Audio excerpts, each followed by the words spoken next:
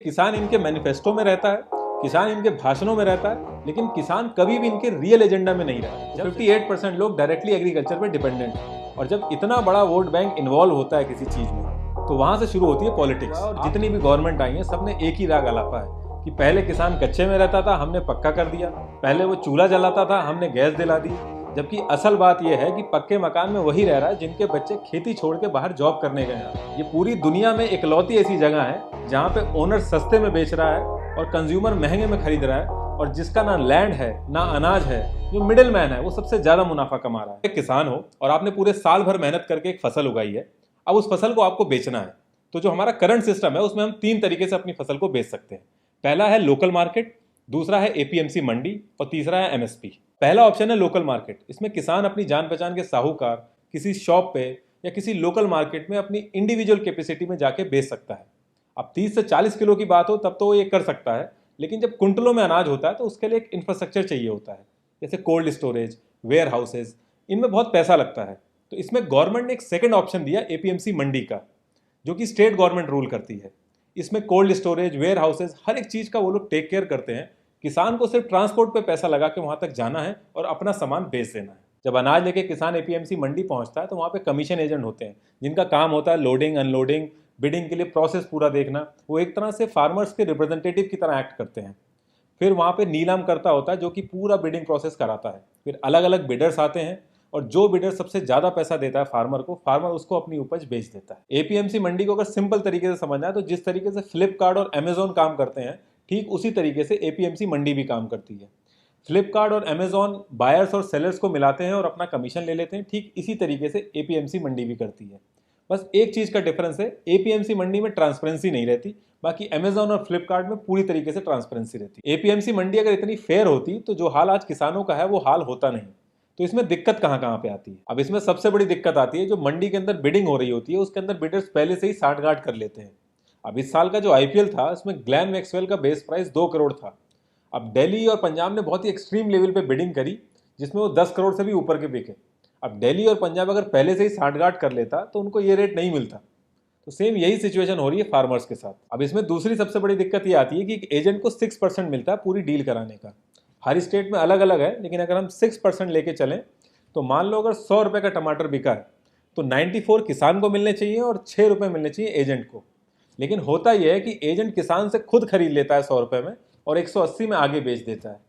तो एक्चुअल में किसान को 169.2 मिलने चाहिए और 10.8 जो है वो एजेंट को मिलने चाहिए। लेकिन होता यह है कि 96 मिलता है किसान को और 86 कमाता है एजेंट। पहला ऑप्शन था लोकल मार्केट, दूसरा ऑप्शन था एपीएमसी मंडी। जब एपीएमसी मंडी में धांधली होने लगी तो तीसरा ऑप्शन गवर्नमेंट लेके आई, MSP, minimum support price. Government ने एमएसपी लाके ये कर दिया कि जो भी एमएसपी का रेट डिसाइड होगा उससे कम में क्रॉप्स नहीं बिकेंगी।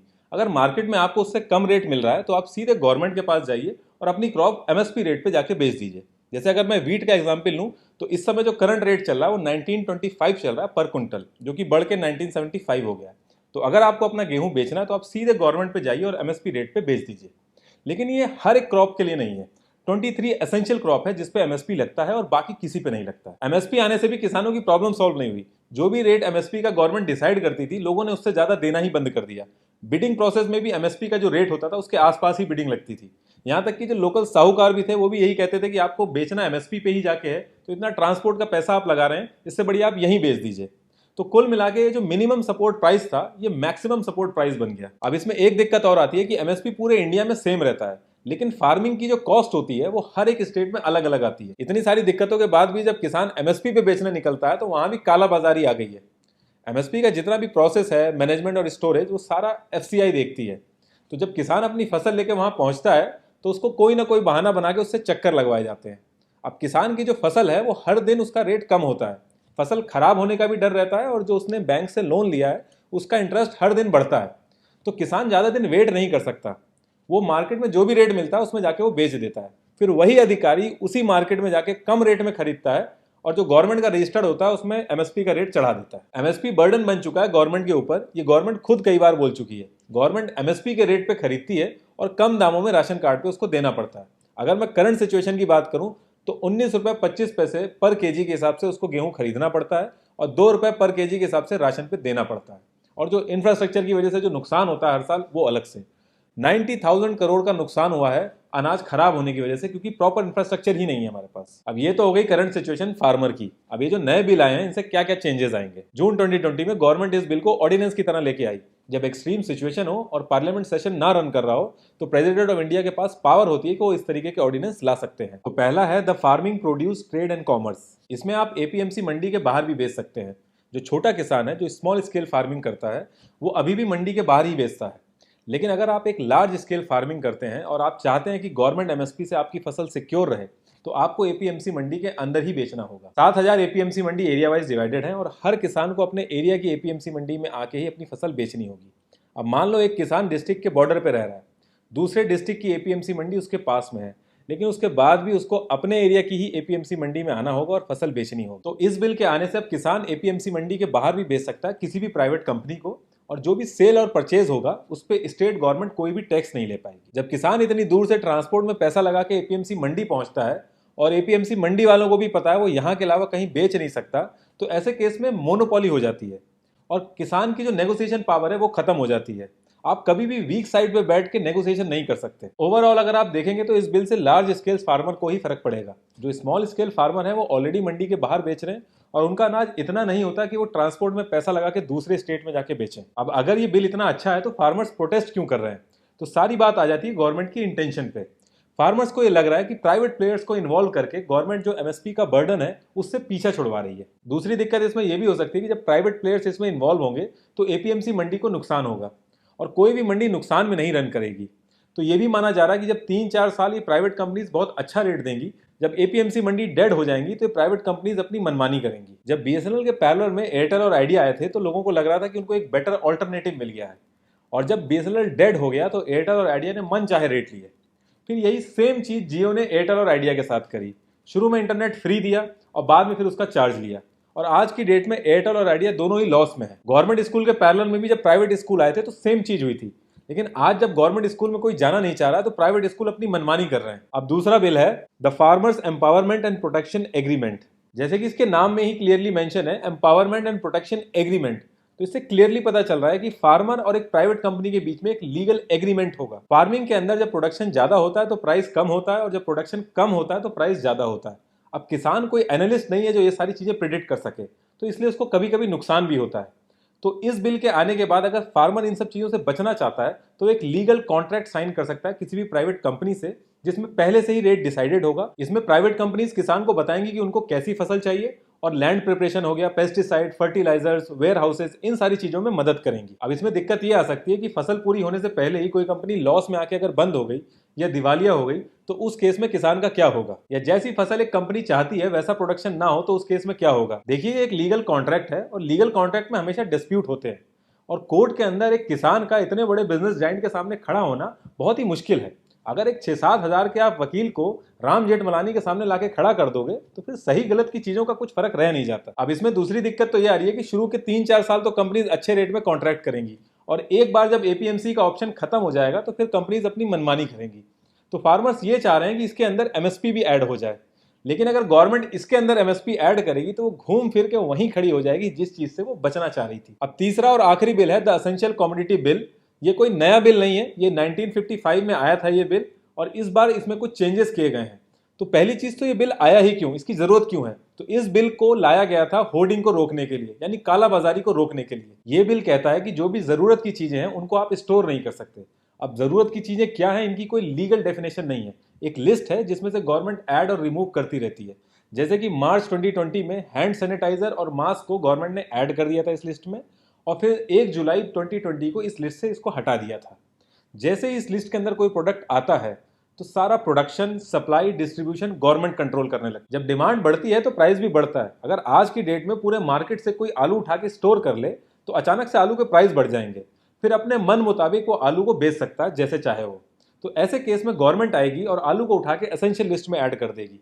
जैसे ही आलू एसेंशियल लिस्ट में ऐड होगा, गवर्नमेंट का कंट्रोल आ जाएगा आलू के ऊपर, और जो भी उसको स्टोर करेगा उसको जेल होगी। गवर्नमेंट ने इस नए बिल में क्या किया है कि अनाज, दाल, आलू, प्याज, ऑयल, ये सारी चीजें एसेंशियल लिस्ट से बाहर कर दी हैं, और कहा है कि दोबारा इनको एसेंशियल लिस्ट में तभी डालेंगे जब कोई वॉर जैसी सिचुएशन होती है, कोई प्राकृतिक आपदा आती है, या अचानक से प्राइस हाई हो जाता है। गवर्नमेंट का कहना है कि इन सारी चीजों से किसानों को सही प्राइस मिलेंगे, और अगर आप नोटिस करें तो जिस दिन से एसेंशियल लिस्ट में से सारी चीजें हटाई गई हैं उस दिन से इन सब के रेट भी बढ़ गए हैं। लेकिन प्रॉब्लम ये आ रही है कि फार्मर के पास इतना पैसा नहीं है कि वो इतना बड़ा इंफ्रास्ट्रक्चर मेंटेन करे, कोल्ड स्टोरेज मेंटेन करे इन सबको स्टोर करने के लिए। तो इसका जो असली फायदा है वो बड़े बड़े बिजनेसमैन ही उठाएंगे, इन सारी चीजों को स्टोर करके आर्टिफिशियल डिमांड क्रिएट करेंगे। तो ऐसा क्या रीजन है कि पंजाब और हरियाणा में ये प्रोटेस्ट ज्यादा हो रहे हैं?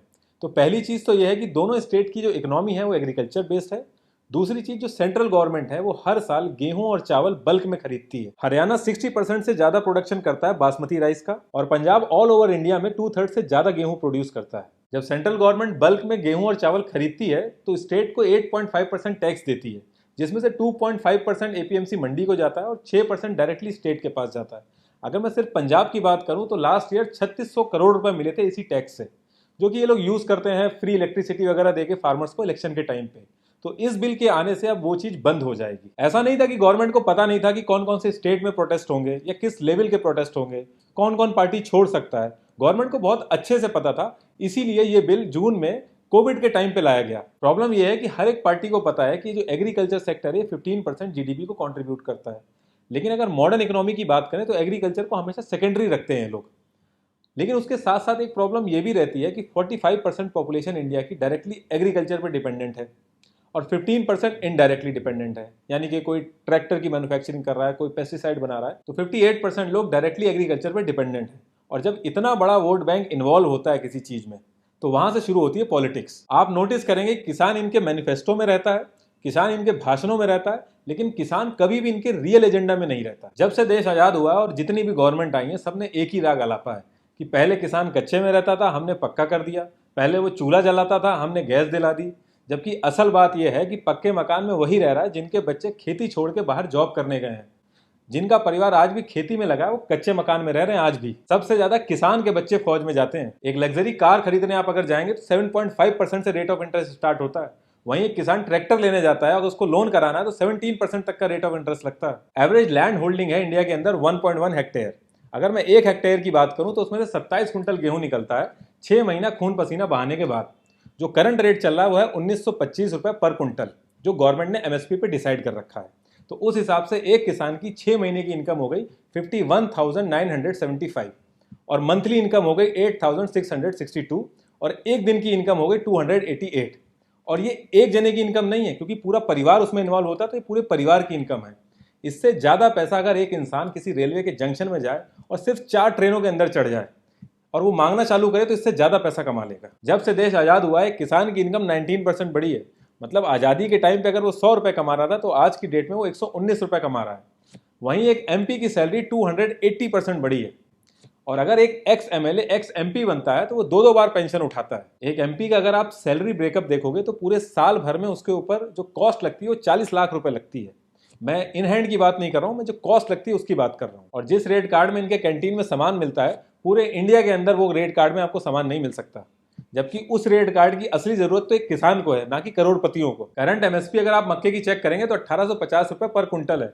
अगर वहीं मैं केजी में बात करूं तो 18 रुपए 50 पैसे पर केजी है। और आप मार्केट में रेट चेक करेंगे तो 480 रुपए पर केजी, और थोड़ा सा अगर फ्लेवर्ड में आप जाएंगे तो 700 रुपए पर केजी है। तो ये जो डिफरेंस है इससे आप आइडिया लगा सकते हैं कि बीच में कितना बड़ा मुनाफा छुपाया जा रहा है। ये पूरी दुनिया में इकलौती ऐसी जगह है जहां पे ओनर सस्ते में बेच रहा है और कंज्यूमर महंगे में खरीद रहा है, और जिसका ना लैंड है ना अनाज है, जो मिडिल मैन है वो सबसे ज्यादा मुनाफा कमा रहा है। और रही बात पार्लियामेंट में ये बिल सही तरीके से पास हुआ, वॉइस वोटिंग सही थी या गलत थी, तो इन सब चीजों में पढ़ के कोई फायदा नहीं है, क्योंकि ये सारी पार्टियां मिलकर बस एक्टिंग कर रही हैं मदद करने की, कोई एक्चुअल में मदद करना नहीं चाहता। 2019 में अगर आप ऑपोजिशन का मैनिफेस्टो देखेंगे तो पैराग्राफ 7 और सब क्लॉज 11 में वो लोग यही बिल लाने की बात कर रहे हैं। इनफैक्ट 2012 में ऑपोजिशन ने खुद स्मॉल स्केल पे कॉन्ट्रैक्ट फार्मिंग कराई थी, और आज की डेट में वो कह रहे हैं कि डेमोक्रेसी की हत्या हो गई है। 2001 में नवंबर के मंथ में अमृतसर के अंदर जो हमारी रूलिंग गवर्नमेंट है वो एसेंशियल कमोडिटी एक्ट को खुद ही अपोज कर रही थी। और ऐसा नहीं कि कोई और लीडरशिप कर रही थी, जो करंट लीडरशिप है वही इस चीज का अपोज कर रही थी। और आज की डेट में ये गेम चेंजर हो गई है। किसानों की कंडीशन सही करने के लिए कोई बहुत बड़ा रॉकेट साइंस नहीं चाहिए। एक छोटा सा फ्रेमवर्क चाहिए जिसमें किसान जो कि लैंड का ओनर है, जिसकी फसल है, उसको सबसे ज्यादा प्रॉफिट हो। जब से हमारा देश आजाद हुआ है हमारी गवर्नमेंट ने बहुत बड़े बड़े डिसीजन लिए हैं। पाकिस्तान के 2 टुकड़े कर दिए, 370 हट गया, रातों रात 500,000 के नोट हट गए। तो इन सब डिसीजन के आगे ये सब बहुत छोटी सी चीजें हैं, लेकिन ये होगा पॉसिबल तभी जब गवर्नमेंट चाहेगी।